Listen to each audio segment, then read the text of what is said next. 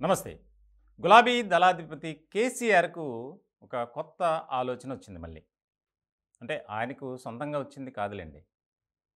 చాలామంది సన్నిహితులు, అలాగే బీఆర్ఎస్‌లో ఉన్నటువంటి సీనియర్ నేతలు ఇచ్చినటువంటి ఒక సలహా.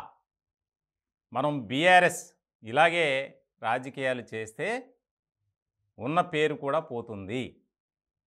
ఇప్పటికే మనం ప్రజల్లో చాలా చులకనైపోయాం.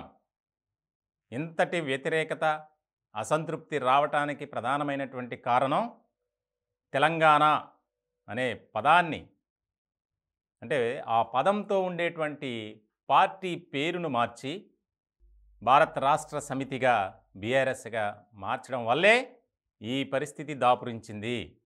ఇప్పటికైనా మేలుకోండి అని కొంతమంది హితబోధ చేశారట కేసీఆర్‌కి. ఆయనప్పుడు అవును నిజమే కదా! ఇలాంటి పరిస్థితి రావటానికి కారణం అదే అని ఒక నిర్ధారణకొచ్చి, ఇప్పటికే గతంలో ఏవైతే యాగాలు జరిగాయో, పూజలు జరిగాయో దానికి సంబంధించి కూడా ఈ టాక్ వచ్చింది గతంలో.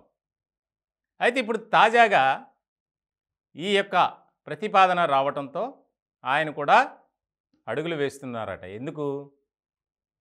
బీఆర్ఎస్‌ని కాస్త మళ్ళీ టీఆర్ఎస్‌గా మార్చడానికి.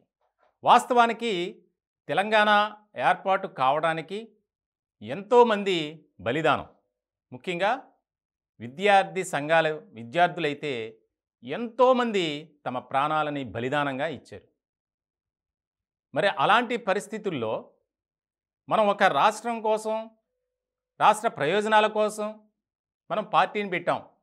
పార్టీని పెట్టినటువంటి క్రమంలో ఎంతో విపత్కర పరిస్థితులు, ప్రతికూల పరిస్థితులు ఎదుర్కొన్నాం. అయినప్పటికీ అధికారంలోకి వచ్చాం.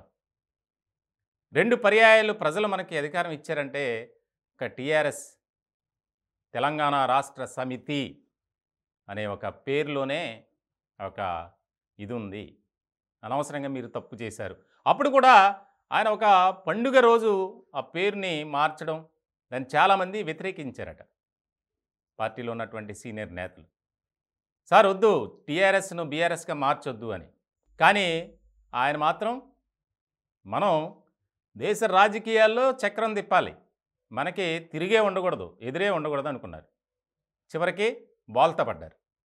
ఇలాంటి నేపథ్యంలో త్వరలోనే బీఆర్ఎస్‌ను మళ్ళీ టీఆర్ఎస్‌గా మార్చడానికి ఒక కీలకమైనటువంటి నిర్ణయం తీసుకునే దిశగా కూడా ఆలోచన చేస్తున్నారట. వాస్తవానికి భారత రాష్ట్ర సమితి పెట్టిన తర్వాత మొట్టమొదటిగా ఆంధ్రప్రదేశ్ గుంటూరులో బీఆర్ఎస్ రాష్ట్ర కార్యాలయాన్ని ఏర్పాటు చేశారు. అలాగే కర్ణాటక, మహారాష్ట్ర, ఒడిస్సా, మధ్యప్రదేశ్ అక్కడ కూడా కార్యాలయాలను ఏర్పాటు చేసి కొంతమందిని ఇన్ఛార్జీలుగా నియామకం చేశారు. ఇలాంటి సందర్భంలో ఎక్కడా కూడా అసలు కనీసం ఎలాంటి మాట లేదు. ఏ రాష్ట్రంలో అయినా సరే, అంటే ఈ 4, 5 రాష్ట్రాల్లో మొదట ఒక ప్రయత్నం చేశారు. కానీ అది బెడిసి కొట్టింది. భారీగా జాయినింగ్స్ ఉంటాయి, బీఆర్ఎస్‌కు ఆదరణ వచ్చేద్ది, ఒక రకమైనటువంటి మనకి పరిస్థితి ఉంటుంది అని. కానీ ఎక్కడా కూడా బీఆర్ఎస్ మాటే లేదు, ఊసే లేదు.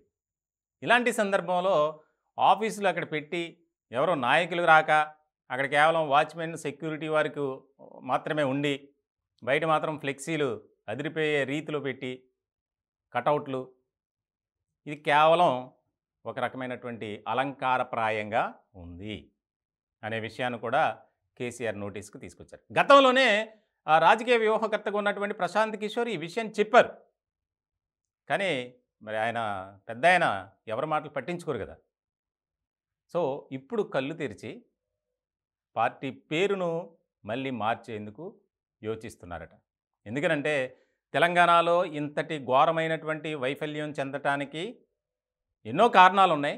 ఇదొకటి కూడా ప్రధాన కారణంగా వారు వివరించారట. భారత రాష్ట్ర సమితి, తెలంగాణ రాష్ట్ర సమితి అంటే ఆ పేరులోనే ఒక రకమైనటువంటి వైబ్రేషన్ ఉంది. భారత రాష్ట్ర సమితి ఏదో పార్టీలే.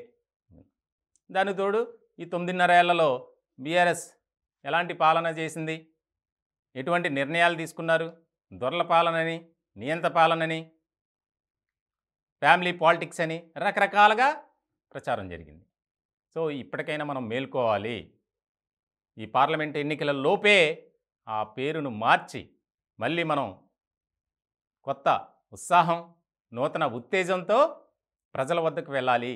పూర్వపు వైభవాన్ని పార్టీకి, పార్టీలో ఉన్నటువంటి క్యాడర్‌కి తీసుకురావడానికి ప్రయత్నం చేయాలి అనే నినాదంతోనే ముందుకు వెళ్తున్నట్లు మనకి ఆ పార్టీ వర్గాల ద్వారా సమాచారం తెలుస్తోంది.